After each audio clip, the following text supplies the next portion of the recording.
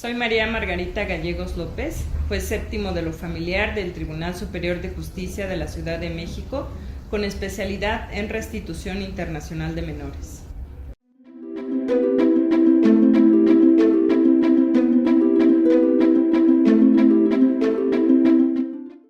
La restitución internacional de menores tiene su fundamento en la Convención sobre los Aspectos Civiles de la Restitución Internacional de Menores y en la Convención Interamericana sobre Restitución Internacional. La primera convención fue aprobada por el Senado en el año de 1990 y posteriormente fue firmada por el entonces presidente Carlos Salinas de Gortari en el año de 1991. La Convención Interamericana fue aprobada por el Senado en el año de 1994 y posteriormente firmada por el Ejecutivo en el mes de julio de ese mismo año. De tal manera que ambas convenciones forman parte del sistema jurídico normativo de nuestro país, de acuerdo con lo establecido en los artículos 1 y 133 de la Constitución Política de los Estados Unidos Mexicanos.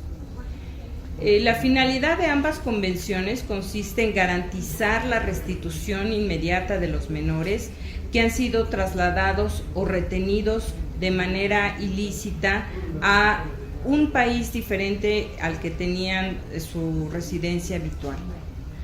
Por residencia habitual debemos entender aquel lugar en el que el menor tenía su domicilio, donde vivía, donde acudía a la escuela, donde tenía sus amigos, donde vivía su familia. Por lo que se refiere a los conceptos de traslado y retención ilícita, por traslado ilícito se entiende el acto mediante el cual uno de los progenitores traslada al menor a otro país diferente al lugar en el que tenía su residencia habitual sin el consentimiento del otro progenitor. La retención ilegal del menor consiste en el hecho de que el progenitor, no obstante cómo se haya realizado el traslado, decide no retornar al menor al país en el que tenían el lugar de su residencia habitual. Puede que haya contado con la autorización para el traslado, pero esta haya sido por un tiempo determinado, es por un mes, por las vacaciones, para venir de visita con la familia de aquí, en fin. Sin embargo, se convierte en ilegal cuando decide no retornar al menor al lugar en el que tenía su residencia habitual. Este convenio, ambas convenciones han establecido que el interés superior del menor consiste precisamente en este retorno pronto, esta restitución inmediata del menor al lugar en el que tenía su residencia habitual para evitar que tenga efectos perjudiciales la situación del niño, puesto que si ya estaba estudiando en otra entidad, bueno, pues sus estudios se ven interrumpidos o tiene que cambiar a otra situación completamente diferente. Por ello, la Convención ha establecido en su artículo 11 que debemos utilizar los procedimientos de urgencia para la resolución de estos casos y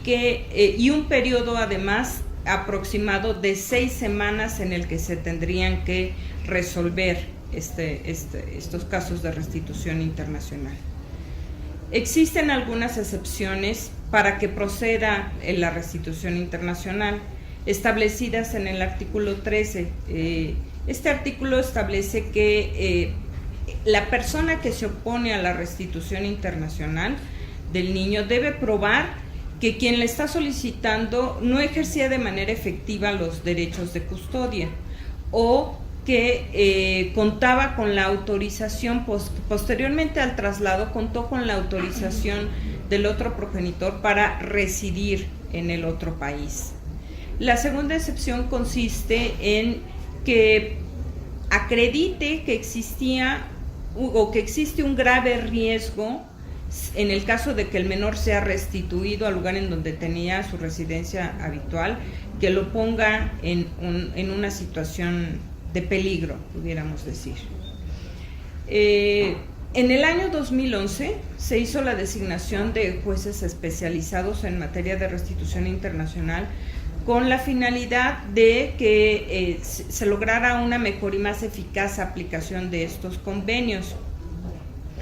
de los casos entrantes a nuestro país, esto es, de los casos que la autoridad central, que en nuestro país es la Secretaría de Relaciones Exteriores,